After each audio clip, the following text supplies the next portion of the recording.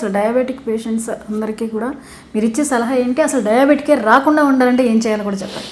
Preventive care మీద concentrate చేద్దాం. ఎందుకంటే యూత్కి more risk, more prone for diabetes and lifestyle disorders. కాబట్టి ప్రివెంటివ్ కేర్ ఏంటంటే ఫస్ట్ నుంచి, చిన్నప్పటి నుంచి, ఊహ తెలిసిన దగ్గర నుంచి యోగా సైడ్ వచ్చేసేయాలి.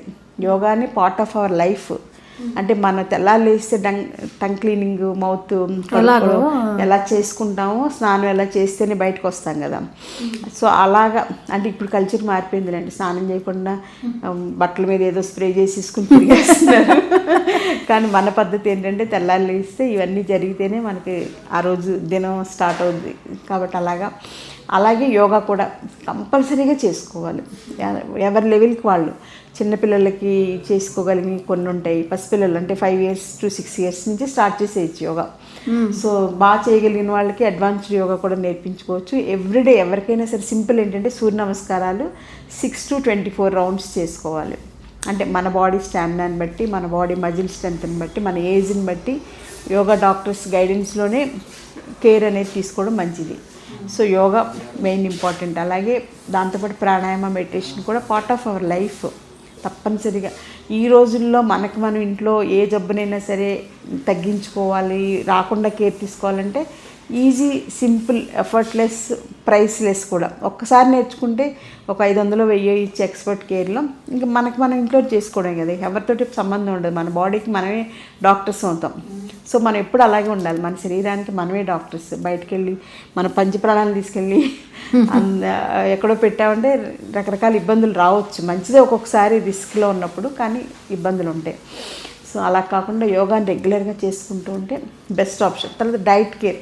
మన పాత పద్ధతులు, పెద్దవాళ్ళు ఏం తిన్నారో, మన తాతయ్య వాళ్ళు ఏం తిన్నారో అలాంటి తిండిని మళ్ళీ మనం అలవాటు చేసుకుని, ఈ బయట దొరికే టేస్టీ ఫుడ్స్ ఆర్డర్ చేసుకుని, రకరకాల ఫుడ్స్ ఎప్పుడు పడితే ఎప్పుడు, అర్ధరాత్రులు, అపరాత్రులు, ఎలా పడితే అలా మంచిది కాదు. అలాగే థర్డ్ ఇంపార్టెంట్ ఫ్యాక్ట్ ఏంటంటే మనకి ఆహారం, వ్యాయామం, నిద్ర అనేది చాలా ఇంపార్టెంట్. ఆహారం ఎంత ఇంపార్టెంట్, ఎక్సర్సైజ్ కూడా అంత ఇంపార్టెంట్.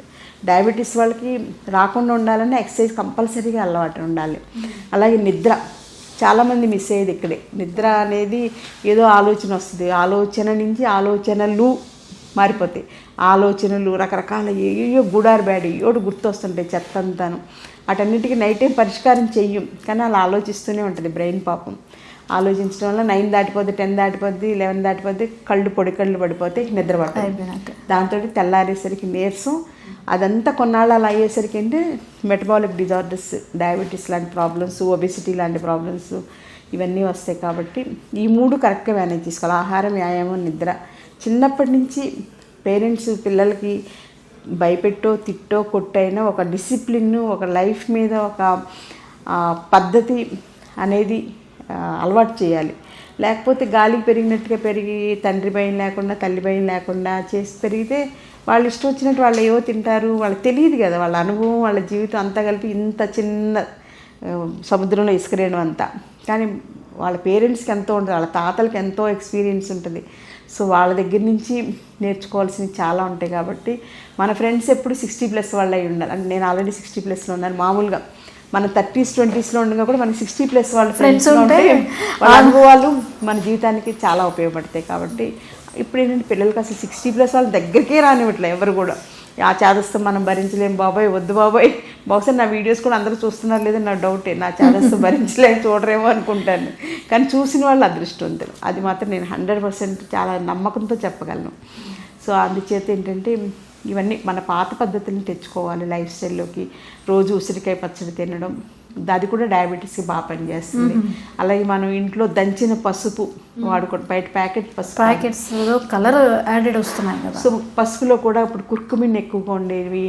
అటు మనకి షిల్లాంగ్, అస్సాం అటు సైడ్ దొరికేది మంచి కుర్కుమిన్. అలాగే మనకి పాడేరు అటు సైడ్ కూడా మంచి పసుపులో మెడిసినల్ వాల్యూస్ ఎక్కువ ఉండే పసుపు ఉంటుంది. అలాంటివి వాడుకోవాలి ఆహారంలో. ఈ ఆహారం జాగ్రత్త అనేది అసలు పెద్ద ఒక అబండెంట్. పుస్తకం రాస్తే ఎంత రాసినా తరగదేమో అనిపిస్తుంటుంది నాకు. అంటే రాయాలని కోరిక. ఆల్రెడీ నేను 11 books రాశాను. రీసెంట్గా క్యాన్సర్ మీద చంద్రబాబు నాయుడు గారు ఇనాగరేషన్ చేశారు నా బుక్ని. How to prevent cancer, 100 positive factors of cancer. అంటే ఎంత భయంకరంగా పొద్దున్నే లేచి టూత్ పేస్ట్ దగ్గర నుంచి నైట్ టైం వాడే మస్కిటో పిల్లర్ వరకు, రిపెల్లెంట్ వరకు కూడా క్యాన్సర్ రావడానికి కారణం అవన్నీ నేను 100 కాజెస్ అని చెప్పేసి 120 కాజెస్ దాటిపోయినాయి. ఆ బుక్ని చంద్రబాబు నాయుడు గారు ఏనాగరు. ఇప్పుడు డైట్ మీద రాయాలని ఎప్పటి నుంచో అనుకుంటున్నాను.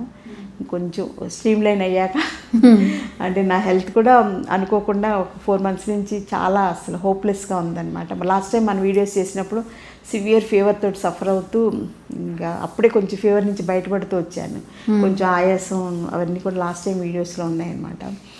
ఇప్పుడిప్పుడే ఇంకా నేను బయటపడిపోయాను మొత్తం. ఆల్మోస్ట్ అన్ని ప్రాబ్లమ్స్ నుంచి బయటపడిపోయి మళ్ళీ నా హెల్త్ని నా ఆయుర్వేదం ద్వారా నేను తెచ్చుకున్నాను కాబట్టి ఇంకా కొంచెం కాన్ఫిడెన్స్తో చెప్పడానికి, ఒక రకంగా చెప్పాలంటే మాట అంటే శిలాశాసనంలాగా ఉండేలాగా చెప్పగలను.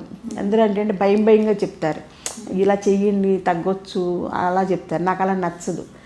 మనం చెప్పేది వాళ్ళకి గన్ షాట్గా వాళ్ళకి రీచ్ అయితేనే వాళ్ళకి ధైర్యం వచ్చి ఆయుర్వేదంలో ఏదో ఉందంట, ఈ డైట్ ఫాలో అయితే చాలంట, ప్రయత్నం చేద్దాం, డైట్ ఏముంది పైసా ఖర్చు లేకుండా వాళ్ళకి ఇంత ఓపెన్గా ఎన్ని చెప్పాను, ఎన్ని మంచి పాయింట్స్ చెప్పాను.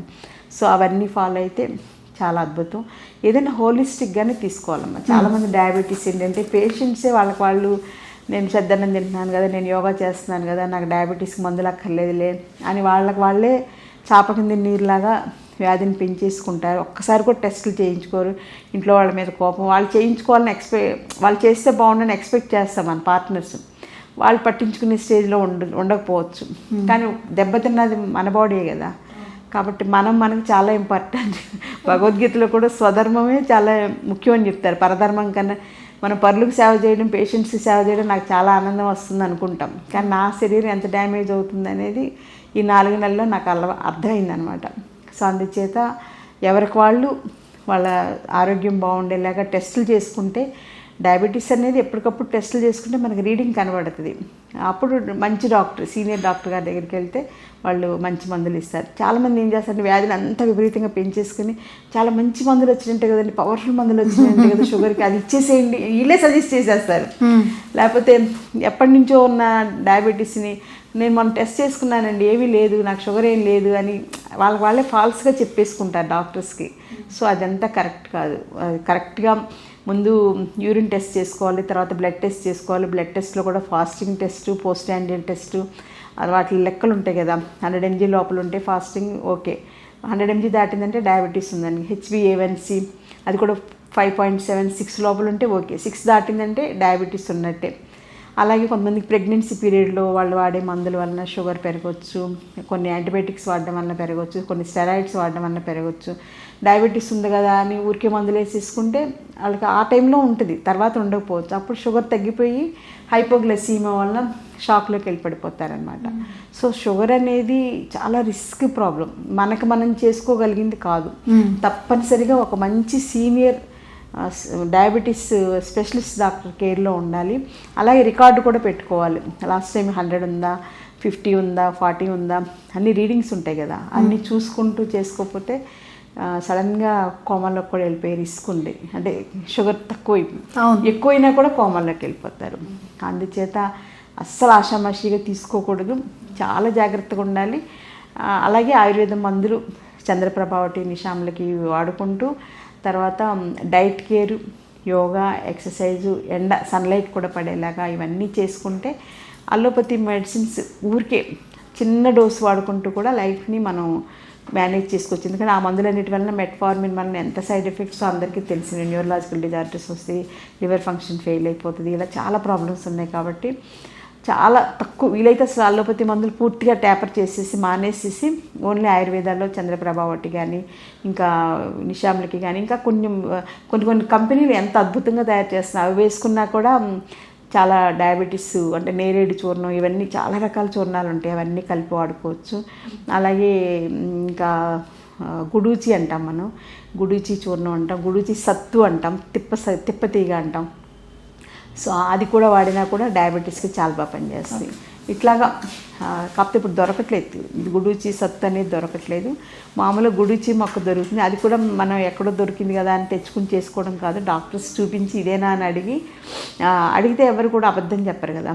సో అది డాక్టర్ గారు పరీక్ష చేసి ఇదేనండి వాడచ్చు అంటే చక్కగా తెచ్చుకుని మీరు ఎండబెట్టుకుని కానీ, లేకపోతే పొద్దున్నే ఆకులు దంచేసి రసం తీసుకుని తాగడం కానీ, లేకపోతే కషాయం పెట్టుకుని తాగడం, ఇలా ఇమ్యూనిటీ పెంచుకుంటే డయాబెటీస్ని మనం చాలా చక్కగా తగ్గించుకోవచ్చు. At the same time high risk అయినటువంటి హార్ట్ అటాక్స్ రాకుండా కానీ, హార్ట్ కార్డియోపతి రాకుండా, బ్రెయిన్ స్ట్రోక్స్ రాకుండా, కిడ్నీ డ్యామేజ్ అవ్వకుండా, కిడ్నీ ఫంక్షన్ కూడా ఫెయిల్ అయిపోతుంది కదా, లివర్ ఫంక్షన్ ఫెయిల్ అయిపోతుంది, డయాబెటిక్ న్యూరోపతి, డయాబెటిక్ రెటినోపతి, ఇవన్నీ కూడా రాకుండా మనల్ని మనం కాపాడుకోవచ్చు.